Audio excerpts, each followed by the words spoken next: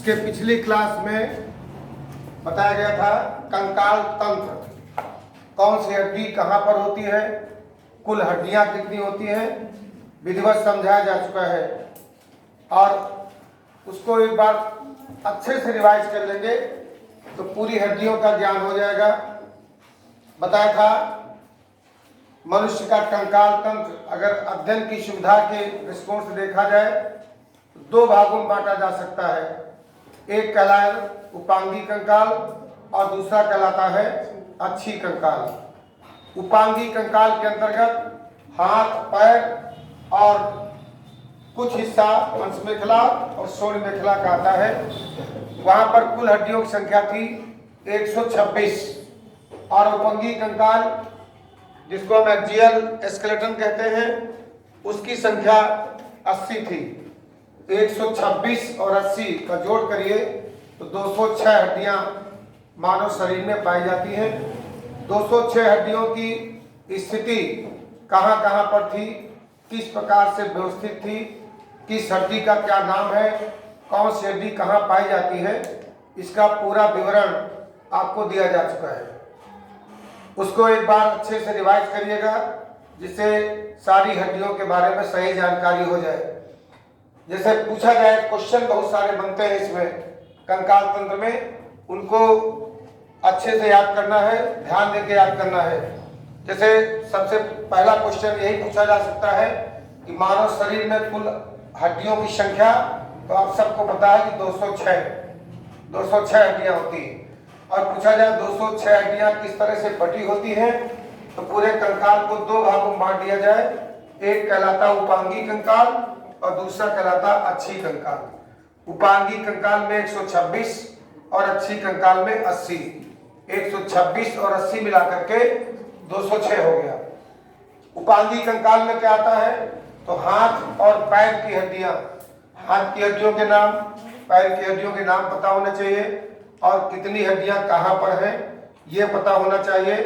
तो हाथ में, एक हाथ में हमने आपको बताया था 30 हड्डियां हैं, तो दोनों हाथ में 30 दूनी 60 हड्डियां हाथ की हो गई। ठीक उसी प्रकार से पैर में, एक पैर में 30 हड्डियां हैं, तो दोनों पैर में हड्डियों की संख्या 60, तो 60 और 60 120। अब बची 6 हड्डियां, इनको बताया था कि अंश मेखला और श्रोण मेखला में। हमारे यहाँ पर अंश मेखला है, कमर के हिस्से में श्रोण मेखला है। यहाँ पर कुल हड्डियों की संख्या 6 थी, 120 और 6 126। इस तरह से 126 हड्डियां जो उपांगी कंकाल के अंतर्गत आती हैं पूरा बताया जा चुका है। इसमें बहुत सारे क्वेश्चंस और बनते हैं, जैसे कि चेहरे में फेस में कुल हड्डियों की संख्या 14 होती। इस तरह से भी प्रश्न आते हैं। ये प्रश्न परीक्षा के दृष्टिकोण से और आगे आने वाले कंपटीशन की दृष्टिकोण से बहुत इंपॉर्टेंट है। पूछा जाए शरीर की सबसे लंबी हड्डी कौन सी है, तो सबसे लंबी हड्डी जांघ की हड्डी, जिसे फीमर कहा जाता है। फिर पूछा जाए शरीर की सबसे छोटी हड्डी कौन सी है, तो कान की हड्डी। कान में कुल कितनी हड्डियां हैं, एक कान में 3 और दोनों कान मिलाकर के कान की हड्डियों की संख्या हो गई 6। कान की हड्डियों के नाम क्या होते हैं, तो हमने ट्रिक बताई थी MIS, मिस से आप याद रखते हैं मैलियस, इनकस और स्टपेज। तो उसमें सबसे छोटी हड्डी जो शरीर की है वो कान की है और उसका नाम होता है स्टपेज। तो स्टपेज हड्डी सबसे छोटी हड्डी होती है। फिर पूछा जाए मनुष्य में कशेरुकाओं की संख्या कितनी होती है। पूछा जाए मनुष्य की खोपड़ी में कुल कितनी अस्थियां होती है। फिर पूछा जाए कि मनुष्य के रिब्स कितनी, शरीर में कितनी रिब्स या पसलियां होती हैं। ये सारी चीजें कंकाल से संबंधित जितने भी प्रश्न बन सकते हैं, अगर आपने कंकाल तंत्र वाला वीडियो ध्यान से देख लिया है तो सारी हड्डियों का हिसाब आप बता सकते हैं। पूछ सकते हैं कि ऊपर की तरफ सारी पसलियां कहाँ आकर जुड़ती हैं, तो इस हड्डी में, जिसको स्टर्नम कहते हैं। पूछा जाए कॉलर बोन किस हड्डी को कहा जाता है, तो क्लैविकल को कहा जाता है। इस तरह से बहुत सारे प्रश्न बनते हैं। अगर आपने ध्यान से कंकाल को पढ़ रखा है, उसका कॉन्सेप्ट अच्छी तरह से याद है। तो आज इसी कड़ी में इस चैप्टर का अगला पार्ट है संधियां। ज्वाइंट्स। अगर शरीर में हड्डियां होती और उनमें कोई ज्वाइंट्स ना होते तो शरीर एक ही पोजीशन में सीधा ही बना रहता, शरीर में कहीं भी लचीलापन न होता। इसलिए आवश्यक था कि शरीर में आवश्यकता अनुसार जगह जगह ज्वाइंट्स बने, संधियां बने। संधियां क्या होती हैं, संधियों का क्या डिफिनेशन है, कैसे इसको डिफाइन करेंगे, तो ऐसा स्थान जहां पर दो या दो से अधिक हड्डियां मिलती हैं, उन्हीं हड्डियों के मिलने के स्थान को ही संधि या ज्वाइंट्स कहते हैं, या अस्थि संधि, जिसको हम आर्टिकुलेशन कहते हैं, कहा जाता है। तो संधियों के बारे में भी पूरा ज्ञान आवश्यक होता है। जहां पर दो हड्डियां आपस में मिलती हैं वहां पर एक सकरा स्थान होता है, जिसको हम कहते हैं साइनोवियल कैविटी, और उस स्थान में एक द्रव भरा होता है जिससे हड्डियों को मुड़ने में चिकनाहट जैसी होती है। साइनोवियल द्रव लिक्विड होता है जिससे हड्डियों के मुड़ने में किसी प्रकार की कोई दिक्कत नहीं होती। हड्डियों का अध्ययन, जैसे हमने कंकाल का अध्ययन बताया था, उसको कहा था ब्रांच, जूलॉजी की ब्रांच, जिसमें हम हड्डियों का अध्ययन करते हैं, ऑस्टियोलॉजी कहलाती है। और हड्डियों के डॉक्टर को ऑस्टियोलॉजिस्ट कहा जाता है। अब हड्डियों में डॉक्टर कई तरह के होते हैं। कुछ डॉक्टर्स ऐसे होते हैं जो ज्वाइंट्स के बड़े, ज्वाइंट्स यानी संधियों के बहुत अच्छे जानकार होते हैं। तो संधियों का अध्ययन जीव विज्ञान या जंतु विज्ञान की जिस शाखा में करते हैं उस शाखा का नाम होता है आर्थोलॉजी। और ऐसा डॉक्टर जो ज्वाइंट्स का इलाज करता है वो आर्थोलॉजिस्ट कहलाता है। तो आर्थोलॉजी जंतु विज्ञान की वो शाखा है जिसमें हम हड्डियों के विशेष प्रकार के समस्त जोड़ों का अध्ययन करते हैं, ज्वाइंट्स का अध्ययन करते हैं। तो दूसरी सबसे महत्वपूर्ण बात समझनी है कि हड्डियां ऐसे ही शरीर में नहीं है कि हाथ की हड्डी निकालना चाहो, हाथ को काट दो और हड्डी को खींच लो, ऐसा नहीं होता है। हड्डियां मसल्स से या मांस से बड़ी मजबूती के साथ जुड़ी रहती है। हड्डी और हड्डी इससे जुड़ी होती है, उसे लिगामेंट्स कहते हैं। बहुत पूछा जाता है कि हड्डी और हड्डी को जोड़ने वाला कौन होता है, वह लिगामेंट्स या स्नायु कहते हैं, जो हड्डी को हड्डी से जोड़े रहता है। कभी कभी पैर अचानक से मुड़ जाता है, इसको कहते हैं मोच आ गई। तो मोच का अर्थ हुआ कि जो लिगामेंट्स है, कोई लिगामेंट्स टूट गया है, कोई लिगामेंट डिस्टर्ब हो गया, उसी को हम लोग मोच के नाम से जानते हैं कि मोच आ गई है। दूसरा, हड्डी और मसल्स यानी मांस से हड्डी भी जुड़ती है। आसानी से हड्डी को हम शरीर के मांस से अलग नहीं कर सकते।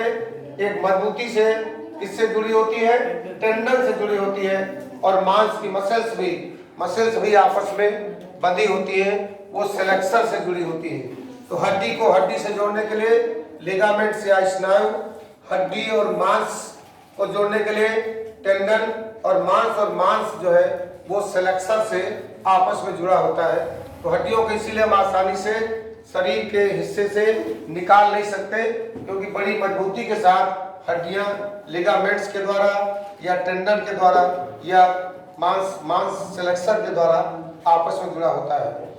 अध्ययन की सुविधा के लिए मनुष्य के शरीर में जितने भी ज्वाइंट्स पाए जाते हैं, जितने भी ज्वाइंट्स होते हैं, वो ज्वाइंट्स को हम अध्ययन की सुविधा के दृष्टिकोण से 3 भागों में बांट सकते हैं। पहला, ज्वाइंट्स का ऐसा प्रकार जो इमूवेबल है, जिसमें किसी प्रकार की मूवमेंट नहीं होती, उसको फाइब्रस ज्वाइंट्स या फिक्स ज्वाइंट कहते हैं। इसको हिंदी में लिखना चाहें तो आप उसको रेशेदार संधि के नाम से जान सकते हैं, और कोई मूवमेंट नहीं होता है, इसलिए ऐसी संधि को अचल संधि कहते हैं। यानी ऐसी संधि जिसमें किसी प्रकार का कोई मूवमेंट न होता हो, अचल संधि कहलाती है। अचल संधि वास्तव में हमारे खोपड़ी में, स्कल्स में, खोपड़ी में उपस्थित होती है। अस्थियां इस प्रकार से जुड़ी रहती हैं कि इनमें किसी भी प्रकार की मूवमेंट नहीं होती। सबसे अच्छा उदाहरण कौन सी संधि का, फिक्स संधि या फाइब्रस संधि या अचल संधि का है? स्कल, खोपड़ी। जैसा कि आपने पढ़ा था कि खोपड़ी हमारी 8 हड्डियों से मिलकर बनी होती है। 8 हड्डियां इस प्रकार से जुड़ी होती हैं ज्वाइंट्स तो होते हैं मगर महसूस नहीं होते। वो 8 ज्वाइंट्स ऐसे जुड़े होते हैं जिनमें आपस में कोई मूवमेंट नहीं होती। अगर हम चाहें तो इस खोपड़ी को देख सकते हैं। खोपड़ी का कुछ हिस्सा हमारे पास है। बहुत गौर से देखेंगे तो आपको मालूम चलेगा कि हड्डियों में जैसे सिलाई हुई हो।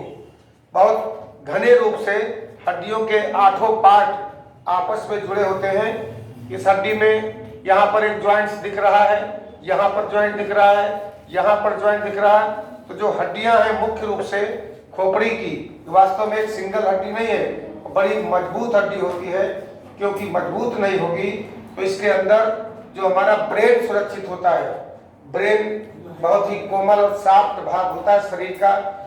ब्रेन को सुरक्षित रखने के लिए यह स्कल होता है जो वास्तव में 8 हड्डियों का कवर होता है। नीचे की तरफ इसी खोपड़ी के अंतर्गत हमारा जबड़ा आता है। पूरे खोपड़ी में केवल जबड़ा, निचला जबड़ा जिसको मैंडिबल कहते हैं, यही मूवमेंट करता है, यह गति करता है, बाकी कोई गति नहीं होती। जबड़े को आप कहें कौन सा जबड़ा चलता है तो निचला मैंडिबल, जिसमें दांत होते भोजन को काटने चबाने के काम के लिए आवश्यक था, इसमें मूवमेंट होनी चाहिए। तो खोपड़ी में 8 हड्डियां, जो एक आपको सपाट हड्डी लग रहा है, वास्तव में ये सपाट हड्डी नहीं है, ये 8 हड्डियों के मिश्रण से बना हुआ ये पार्ट होता है जो बहुत ही स्ट्रांग होता है। क्योंकि इसके अंदर हमारा ब्रेन सुरक्षित होता है। इसीलिए मोटरसाइकिल वाहन चलाने के लिए हेलमेट पहनने की अनिवार्यता की जाती है कि एक बार आप गिर गए, चोट लग गई, हाथ पैर टूट सकते हैं, जो कि प्लास्टर चढ़ा देने के बाद सुरक्षित किए जा सकते हैं। अगर सर की चोट लग गई तो बहुत कुछ संभावना है, पैरालाइज हो जाएंगे, याददाश्त जा सकती है, यहाँ तक कि मौत हो सकती है। इसीलिए इस हिस्से को अब इतना मजबूत भी नहीं कि टूटेगा नहीं, अधिक प्रहार, अधिक चोट लगने पर यह हड्डी भी टूट सकती है, जिससे ब्रेन क्षतिग्रस्त हो सकता है। तो ब्रेन को सुरक्षित रखने के लिए ये 8 हड्डियों का, वास्तव में 8 हड्डियों का एक कवर है जिसमें किसी प्रकार की कोई मूवमेंट नहीं होती।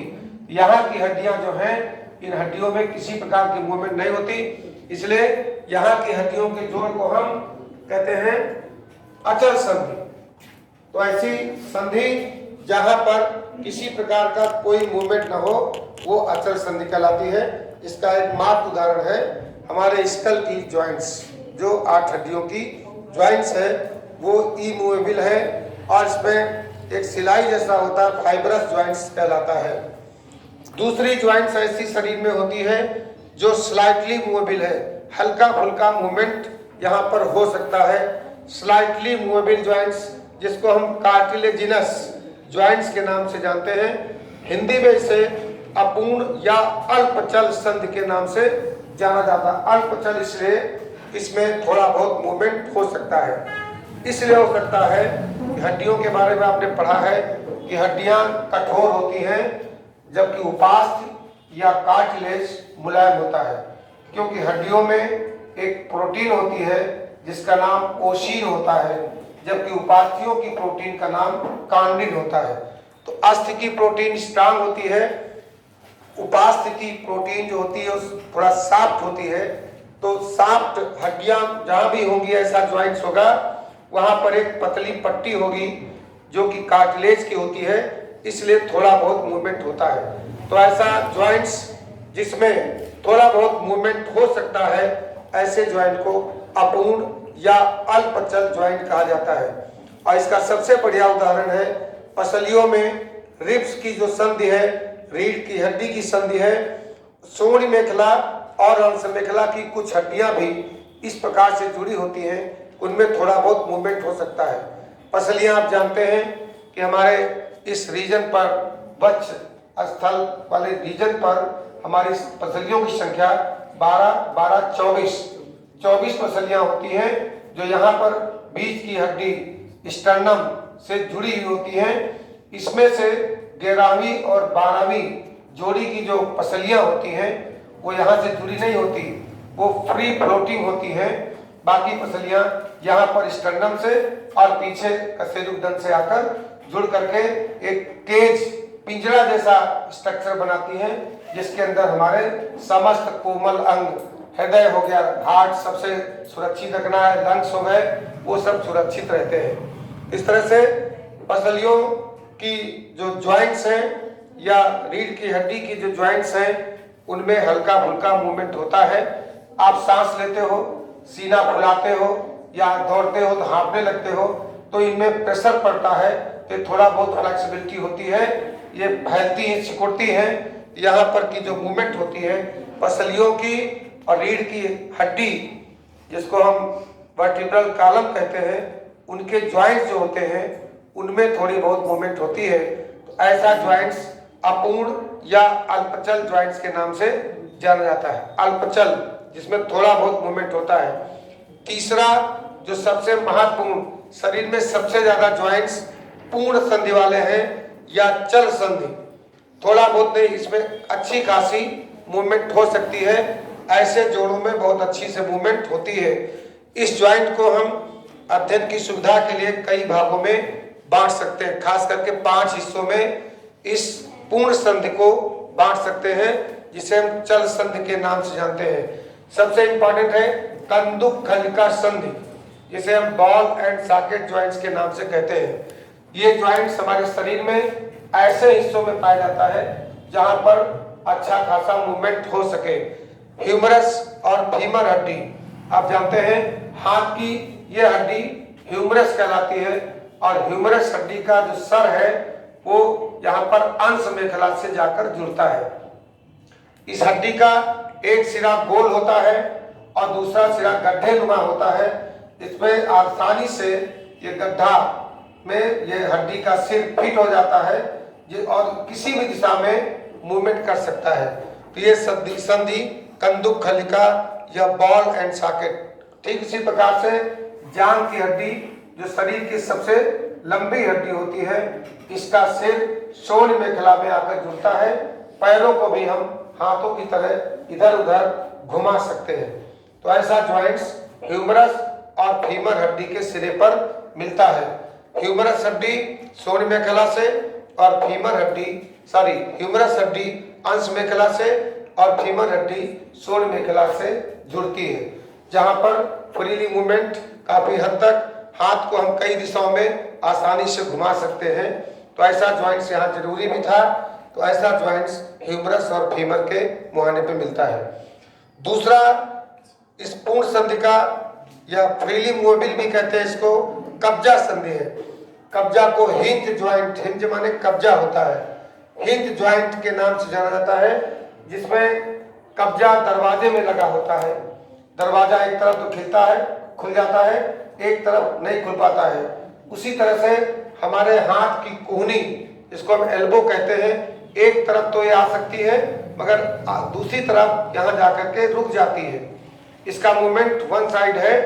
ऐसी संधि को हम हिंज ज्वाइंट या कब्जा संधि कहते हैं। एल्बो ज्वाइंट और घुटना, घुटना में भी अंदर की तरफ घुटना मुड़ता है, बाहर की तरफ एक तरफ नहीं जा पाता। यहाँ पर कब्जा संधि पाई जाती है, जिसको हम हिंज ज्वाइंट के नाम से कहते हैं। तो कब्जा संधि का एग्जाम्पल हुआ एल्बो ज्वाइंट्स और नी ज्वाइंट्स। इसके अलावा उंगलियों के जो पोर होते हैं ये भी एक तरफ तो मुड़ते हैं, दूसरी तरफ इनको मोड़ा नहीं जा सकता। एक तरफ तो इनमें मूवमेंट होती है, अपोजिट साइड में इसकी मूवमेंट नहीं होती। तो उंगलियों के पोर में भी यही कब्जा संधि या हिंज ज्वाइंट उपस्थित होता है। तीसरा ज्वाइंट्स जो फ्रीली मूवेबल या पूर्ण संधि के अंतर्गत आता है, उसको सैडल या काठी संधि के नाम से जाना जाता है।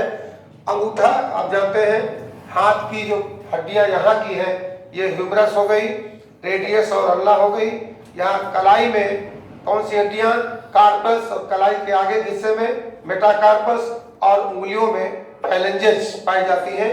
फैलेंजेस की संख्या आपने बताई थी 3 चौको 12 और इसमें 2, 12 तो 14 फैलेंजेस होते हैं। कुल हड्डियों को जोड़ दिया जाए तो एक हाथ में 30 हड्डियां, दोनों हाथ में 60 हड्डियां होती हैं। तो जो उंगलियों का ये अंगूठा है, अन्य उंगलियों की तुलना में अंगूठे की मूवमेंट थोड़ी ज्यादा होती है। अंगूठे की मूवमेंट थोड़ी ज्यादा होती है। तो अंगूठा का कार्पेल और मेटाकार्पस का जोड़ होता है, यहाँ पर सैडल या काठी संधि पाई जाती है। वास्तव में जो सैडल जॉइंट है ये बॉल और सॉकेट का ही छोटा रूप है। जैसे बॉल और सॉकेट में देखा आपने, जो हमारे ह्यूमरस हड्डी का सिर अंशमेखला जुड़ता है यहाँ पर, ये उसी का छोटा रूप है जिसे सैडल या काठी संधि कहते हैं। अगला है इसी चल संधि के अंतर्गत पिशर्पी या ग्लाइडिंग ज्वाइंट या फिसलने वाला ज्वाइंट। ये हमारे रेडियस और अल्ला जहां पर कलाई से जुड़ती है, यहाँ पर देखिए ह्यूमरस था, रेडियस और अल्ला है, यहाँ पर कलाई में जुड़ती है, यहाँ पर फिसलन होती थोड़ी बहुत। जैसे आप करते हैं कलाई को, एक ऊपर एक हड्डी चल सकती है, फिसलती है, फिसलन वाली ज्वाइंट्स होती है। यहाँ चलना भी जरूरी है, अगर ये चलेगी नहीं तो दर्द पैदा कर देगी। तो यहाँ हड्डी के बीच में सानियों में लिक्विड होता है और फ्रीली मूवमेंट इसको हम ऊपर नीचे कर सकते हैं। यहाँ की ज्वाइंट्स को हम कहते हैं बिशर्पी या ग्लाइडिंग ज्वाइंट्स, जो कहाँ पर पाया जाता है, कलाई का जोड़, जहाँ पर रेडियस और अल्ला कलाई से जुड़ती है, यहाँ की ज्वाइंट्स को हम ग्लाइडिंग ज्वाइंट्स के नाम से जानते हैं। अगला जो महत्वपूर्ण ज्वाइंट्स है वो कहलाता है खूंटीदार संधि या पाइवट ज्वाइंट। वास्तव में पाइवट ज्वाइंट्स को हम दो पार्ट में कर सकते हैं, बांट सकते हैं। एक होता है इलिप्सॉइड और दूसरा पाइवट। इलिप्सॉइड और पाइवट को दो तरह से बांट सकते हैं इसको। पहला स्कल और एटलस। आप जानते हैं कि हमारी खोपड़ी का संबंध सीधे आके जुड़ता है रीढ़ रज्जु से, वर्टिब्रल कॉलम से, और वर्टिब्रल कॉलम की जो सबसे पहली कशेरुक होती है उसको C1, दूसरी को C2, इस तरह से 7 कशेरुकाएं सर्वाइकल वर्टिब्री कहलाती है जो गर्दन तक होती है। 7 कशेरुकाओं में से सबसे पहली कशेरुका जो होती है वह एटलस कहलाती है। एटलस को हिंदी में शीर्ष धरा कहते हैं। शीर्ष को धारण करती, सर को यही हड्डी यहाँ पर लेती है, रोकती है, और इस हड्डी को कहेंगे स्कल और एटलस। एटलस माने पहली हड्डी, जिसको हम सर्वाइकल की पहली हड्डी C1 कहलाती है। तो स्कल और एटलस का ज्वाइंट जो होता है वो इलिप्सॉइड कहलाता है। पाइवट के अंतर्गत ही है, इलिप्सॉइड कहलाता है। और इस ज्वाइंट की वजह से हम गर्दन को अप एंड डाउन, ऊपर नीचे आसानी से ऐसे कर सकते हैं। क्या हुआ ज्वाइंट्स में, क्या हुआ, स्कल को एटलस से जोड़ा गया जिसमें अप एंड डाउन मूवमेंट होती है, जबकि दूसरा जो उसका पार्ट है पाइवट, एटलस और एक्सिस, कशेरुक दंड में जो वर्टिब्रल कॉलम है उसकी पहली कशेरुक C1 को एटलस और दूसरी वाली को C2। C2 को हम क्या बोलते हैं, एक्सिस। एक्सिस क्या करती है, गर्दन को लेफ्ट एंड राइट घुमाने का काम करती है। इसी ज्वाइंट्स की वजह से हम गर्दन को ऊपर नीचे, दाहिने बाएं आसानी से घुमा सकते हैं। इस तरह से एक मनुष्य के कंकाल तंत्र में हड्डियों के ज्वाइंट्स को अगर देखा जाए तो 3 भागों में बांटा गया है। कौन सा ज्वाइंट्स कहाँ होगा इसमें पूरा बताने का प्रयास किया गया। अब ये भी जानना जरूरी है, कुछ ऐसी बीमारियां हैं जो मसल्स और स्केलेटल, हड्डी और मसल दोनों से संबंध रखती है, जिसकी वजह से काफी परेशानियां उठानी पड़ती हैं। तो कुछ ऐसे डिसऑर्डर्स हैं जिनको मस्कुलर, जो हमारे मस्कुलर और स्केलेटल सिस्टम से संबंधित हैं, उनको भी जानना जरूरी है। उसमें पहला डिसऑर्डर, सबसे महत्वपूर्ण डिसऑर्डर है टिटेनी बीमारी। टिटेनी बीमारी, डॉक्टर के पास, आप हड्डी वाले डॉक्टर के पास जाते हैं, वो आपको कहता है कि आपको टिटेनी बीमारी हड्डियों से संबंधित है। तो वास्तव में यह रोग कैल्शियम की कमी के कारण होता है, इसलिए हमें कैल्शियम पर्याप्त मात्रा में लेना चाहिए। ऐसे भोज्य पदार्थ लेने चाहिए जिनमें कैल्शियम की भरपूर मात्रा हो। अगर कैल्शियम कम हो जाता है, इससे पेशियों में अकड़न होती है, पेशियों में अकड़न हो जाती है। अगर आपकी पेशियों में अकड़न महसूस हो रही है तो आप समझ लें कि आपके शरीर में कैल्शियम की कमी है। ऐसी बीमारी को, जिसमें कैल्शियम की कमी की वजह से शरीर में अकड़न होती है, टिटेनी बीमारी कहते हैं। दूसरी मस्कुलर डिस्ट्रॉफी, ये तो एक प्रकार से वंशागत रोग होता है। शरीर में डिस्ट्रॉफिन प्रोटीन की जब कमी हो जाती है, इसकी कमी से जो बीमारी उत्पन्न होती है उसको हम मस्कुलर डिस्ट्रॉफी के नाम से जानते हैं। आर्थराइटिस बड़ी कॉमन सी बीमारी, एक निश्चित उम्र के बाद लगभग प्रत्येक व्यक्ति को हड्डी की सबसे बड़ी आर्थराइटिस की समस्या से गुजरना पड़ता है। आर्थराइटिस वास्तव में हमारी ज्वाइंट जो होती है उनमें सूजन आ जाती है। सूजन की वजह से दर्द महसूस होता है और चलने फिरने में दिक्कत महसूस होती है। तो आर्थराइटिस को हम 3 भागों में बांट सकते हैं। 3 तरह की आर्थराइटिस हो सकती है। पहला ऑस्टियोआर्थराइटिस कहलाता है। जोड़ों में जो बड़ी हड्डियां होती हैं इनके मुहाने पर कार्टिलेज पाया जाता है, तो कार्टिलेज का अस्थिरीकरण हो जाता है। कार्टिलेज मुलायम होता है, जब कार्टिलेज का अस्थिरीकरण का हुआ कार्टिलेज कठोर बन जाता है। कार्टिलेज जब कठोर हो जाएगा तो आपको हर जॉइंट्स में प्रॉब्लम उत्पन्न हो जाएगी। तो जब कार्टिलेज कठोर हो जाए तो उसको ऑस्टियोआर्थराइटिस कहा जाता है। दूसरा रूमेटिक आर्थराइटिस, इसमें हमने बताया हड्डी के जोड़ में साइनोवियल सैक होता है। साइनोवियल सैक के अंदर साइनोवियल द्रव भरा होता है। कभी कभी साइनोवियल सैक की झिल्ली मोटी हो जाती है जिसके कारण जॉइंट्स में प्रेशर पड़ता है। जॉइंट से प्रेशर पड़ने की वजह से उस स्थान पर, उस जॉइंट्स पर हमेशा दर्द बना रहता है। और तीसरा महत्वपूर्ण पार्ट है आर्थराइटिस का, गाउट कहते हैं। ये तो अलग टाइप का है। गाउट किस वजह से होता है? जब शरीर में यूरिक एसिड बढ़ जाता है।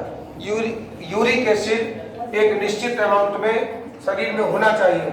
यूरिक एसिड की मात्रा जब बढ़ जाती है तो उसके क्रिस्टल्स बन जाते हैं और क्रिस्टल्स जॉइंट में जाकर जमा हो जाते हैं जिसके कारण जोड़ों में सूजन आ जाती है। और जोड़ों में सूजन आने की वजह से आदमी को उठने बैठने और चलने फिरने में बहुत अधिक तकलीफ महसूस होती है। इसको बोलते हैं गाउट। और अगली महत्वपूर्ण बीमारी ऑस्टियोपोरोसिस। ऑस्टियोपोरोसिस अक्सर वृद्धावस्था में देखने को मिलती है, जिसमें वृद्धावस्था में हड्डियों की जो सघनता है, हड्डियों की जो कंडेंसेशन है वो बहुत कम हो जाती है जिसके कारण हड्डियां पोरस हो जाती है, भंगुर हो जाती है। कहीं पर भी वो व्यक्ति अगर गिर गया या चोट लग गई तो हड्डी के कई टुकड़े हो जाते हैं। तो ऐसी स्थिति में फ्रैक्चर होने के चांसेस बहुत अधिक होते हैं। तो ऑस्टियोपोरोसिस ये भी एक प्रकार से कैल्शियम की बहुत अधिक कमी होने के कारण होता है। तो ऑस्टियोपोरोसिस में हड्डियों की मजबूती एकदम खत्म हो जाती है, हड्डियां भंगुर हो जाती हैं जिसके कारण कहीं भी हल्की फुल्की चोट लगने पर या व्यक्ति के गिर जाने पर फ्रैक्चर होने के चांसेस ज्यादा होते हैं। इस तरह से आज आपने जॉइंट्स के बारे में पढ़ा कि जॉइंट्स कितने प्रकार के होते हैं, अर्थात संधियां कितने प्रकार की होती हैं और कौन सी संधि कहाँ पाई जाती है, इस संधि को किस नाम से जाना जाता है, यह भी इस चैप्टर का बहुत महत्वपूर्ण पार्ट है। इसके पहले स्केलेटल सिस्टम में आपने समस्त हड्डियों के बारे में जानकारी की थी और अब हड्डियों के जॉइंट्स कहाँ किस प्रकार का जॉइंट्स होता है इसके बारे में जानकारी की। ये इसको आप नोट कर लें और अच्छे से सारे जॉइंट्स के बारे में पढ़ लें और कौन सा जॉइंट्स कहाँ पाया जाता है इसको याद कर लें। बहुत ही आवश्यक पार्ट है इसी स्केलेटल सिस्टम का। ठीक है, इस तरह से इसको सभी लोग आप नोट कर लीजिए।